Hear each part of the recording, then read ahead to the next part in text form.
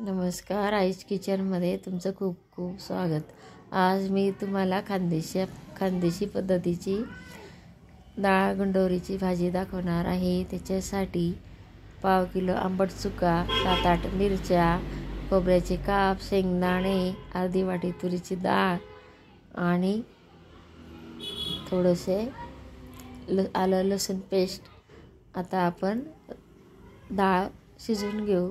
डाळ चांगली 4-5 पाण्याने स्वच्छ धुवून घेतलेली आहे आणि आता कुकरमध्ये डाळ आणि भाजी आणि मिरच्या तिघं जिन्नस एकत्र करून शिजवून घेऊ।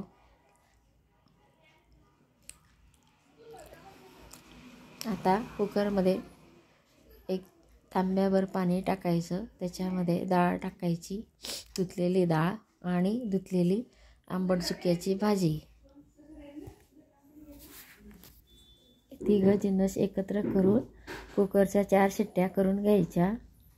अगदी झटपट होणारी रेसिपी आहे आणि खायला खूपच चविष्ट अशी रेसिपी आहे। आता मी तुम्हाला डाळ आणि भाजी मिरच्या एकत्र करून घेतलेल्या आहेत। आता कुकरमध्ये 4 शिट्ट्या करून घ्यायच्या। आता गॅस पेटवायला ठेवलेला आहे। गॅस पेटलेला आहे तर त्याच्यावर कुकर ठेवलेला आहे। ही भाजी चवीला खूप छान लागते, तुम्ही भाकरीसोबत चपातीसोबत खाऊ शकता। आता डाळ आणि भाजी शिजून तयार झालेली आहे। आता एका कढईमध्ये फोडणीची तयारी करून घेऊ। तेल तापवायला ठेवलेलं आहे। अर्धा चमचा मोहरी आणि अर्धा चमचा जिरे, थोडेसे शेंगदाणे चांगले खरपूस भाजून घ्यायचे।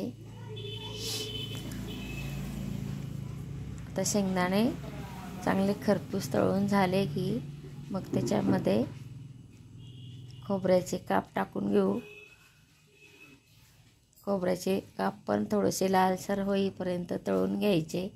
नंतर कढीपत्ता,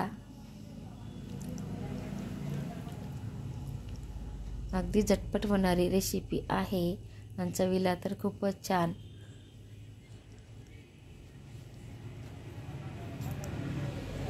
आता खोबरे पण तळून झालेलं आहे।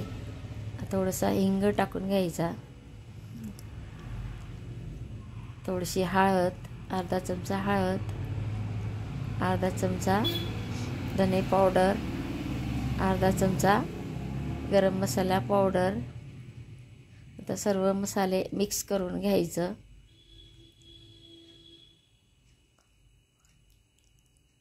नंतर त्याच्यामध्ये शिजलेली डाळ टाकून घ्यायची। डाळ पण आपली शिजून तयार झालेली आहे। आलं लसूण पेस्ट, डाळ कुटून घेतलेला होता, आलं आणि लसूण।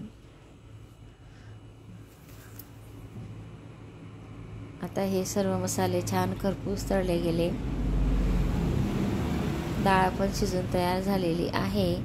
आता त्याच्यामध्ये शिजलेली डाळ टाकून घ्यायची।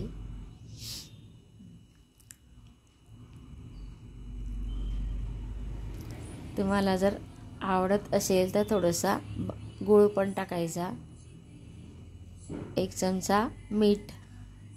आता आपली भाजी तयार झालेली आहे।